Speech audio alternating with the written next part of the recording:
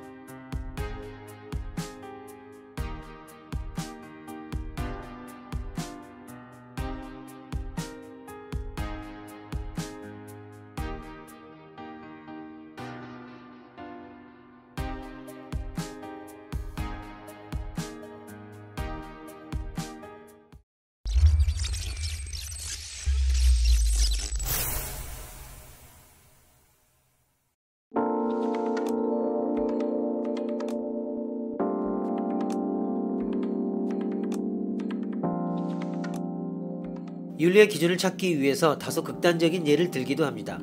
어떤 주장에 대해 극단적인 예를 부여함으로써 그 반대편의 주장과 극명한 차이를 만들어내는 것입니다. 그를 활용해 각 입장을 명확하게 하는 것입니다.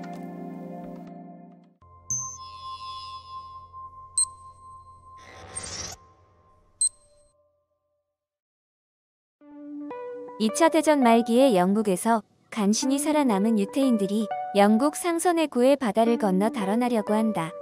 영국 배의 선장은 그들을 태워주는 대가로 돈을 받았다. 순조롭게 바다를 건너는가 싶었는데 갑자기 독일의 잠수함 유보트가 나타났다. 배를 가로막은 유보트의 선장은 영국 선장에게 말했다. 그 배에 유태인들이 타고 있는가? 실제로 배를 수색해서 유태인을 찾아내는 문제와 별도로 영국 배의 선장은 거짓말을 해서는 안 된다는 윤리적 원칙에 따라 진실을 이야기해야 하는가? 아니면 없다고 거짓말을 해야 하는가? 유태인의 존재를 인정한다면 아마도 당시의 현실상 그들은 배에게 끌어내려져 죽게 될지도 모른다. 이런 결과가 명확하다면 선장은 최선을 다해 거짓말을 해서 유태인을 보호해야 하지 않겠는가? 윤리적 기준이 있다면 어떠한 경우에서든 절대적으로 지켜져야 하는가? 혹은 어떤 특수한 상황에서는 예외를 인정해야 하는가?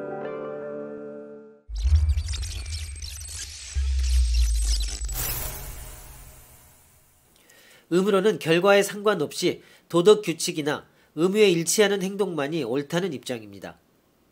인생이 힘써 도달해야 할 목적이 따로 주어져 있다는 것을 믿지 않는 대신 옳은 행위와 그른 행위를 분간함에 표준의 구실을 할 수 있는 도덕의 법칙이 주어져 있다고 믿으며 그 법칙은 어느 시대 어느 장소에서나 타당한 절대적 권위를 가졌다고 믿습니다. 따라서 의무론자들이 대답해야 할 근본 문제는 시대와 지역의 차이를 초월하여 언제 어디서나 타당한 행위의 법칙, 즉 도덕렬이 무엇인가 하는 것입니다. 칸트가 대표적입니다. 목적론적 윤리론에 따르면 어떤 행위가 옳은가 그른가는 그 행위를 수행함으로써 발생한 결과가 옳은가 그렇지 않은가에 달려 있습니다. 그러나 의무론적 윤리학에 따르면 어떤 행위의 옳고 그름은 그 행위를 수행함으로써 발생하는 결과와는 독립적입니다. 의무론적 윤리학은 행위의 옳고 그름을 의무의 이행이나 규범의 준수 여부에 따라 결정합니다. 경우에 따라서는 행위의 동기를 발견하기 힘들 수도 있습니다. 그러나 행위에는 드러나 있건 감춰져 있건 언제나 동기가 있습니다. 그리고 의무론적 윤리학에 따르면 행위 자체나 행위의 결과는 그 행위의 동기에 의해서 평가되어야 합니다. 행위의 동기가 의무나 규범의 이행이었다면 그 행위 자체나 그 행위로 인해 야기된 결과가 무엇이건 그 행위는 올바른 행위이고, 그렇지 않다면 그 행위의 결과가 아무리 좋더라도 도덕적 혹은 윤리적으로 용납할 수 없는 행위입니다.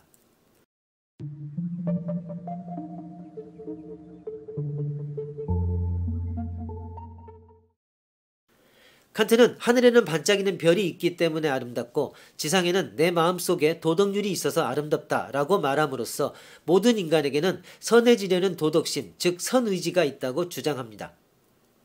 다시 말하면 인간은 그 본성상 선해지려고 한다는 것입니다. 인간의 선의지는 선의 부분적인 실현만을 바라는 것이 아니라 완전한 실현을 의욕합니다. 그렇기 때문에 그는 모든 인간은 지상선을 달성해야 한다는 의무를 가지고 있다고 주장합니다. 그렇다면 지상선의 달성, 즉 선의지의 완전한 실현은 어떤 방법을 통해 이루어질 수 있는가? 칸트는 규범을 지키거나 의무를 이행함으로써 지상선의 달성이 이루어진다고 주장합니다. 의무로는 의무 혹은 규범이 옳기 때문에 이행하거나 준수해야 한다고 주장하는 것이지 의무를 이행하거나 규범을 준수하면 어떤 결과를 발생하므로 그러한 의무나 규범을 이행하거나 준수해야 한다고 주장하는 것이 아닙니다. 칸트에 따르면 도덕 원리는 조건적, 즉 가언적이어서는 안 되고 뭐뭐 하라 라는 형식의 정언적, 즉 무조건적이어야 한다고 주장합니다. 그는 모든 인간의 행위는 다음 두 가지 경륜에 따라야만 한다고 주장합니다. 첫째, 보편화 가능성의 원리. 너의 의지의 준칙이 보편적 일반 원리로 타당하도록 행위하라. 이는 어떤 행위의 규범을 설정함에 있어서 그 규범을 모든 사람이 따르는 경우에도 그 규범이 규범으로서 기능을 할 수 있을 때에만 규범으로 받아들여야 함을 말합니다. 둘째, 인간 존중의 원리. 모든 인간을 단지 수단으로서만 대우하지 말고 언제나 목적으로 대우하라. 우리는 타인을 대함에 있어서 그를 자신의 목적을 달성하기 위한 수단으로 취급하기도 합니다. 타인들은 나와 동등한 인간이며 나와 나 자신의 목적을 가지고 있는 것과 마찬가지로 그들 역시 고유의 목적을 가지고 있습니다. 그리고 내가 추구하고 있는 나 자신의 목적이 나에게 소중한 것과 마찬가지로 타인들이 추구하고 있는 목적도 그들에게는 소중합니다. 칸트의 의무로는 구체적인 규범을 제시하고 있지는 않습니다. 그의 의무로는 규범으로 받아들일 수 있는 것들이 무엇인지를 결정할 수 있게 해주는 규범의 형식을 제시하고 있을 뿐입니다. 하지만 이 형식에 들어맞는 규범들은 절대적 규범으로서 예외 없이 준수해야만 하고 이 형식에 들어맞지 않는 규범들은 실제로는 규범이라고 말할 수 없습니다.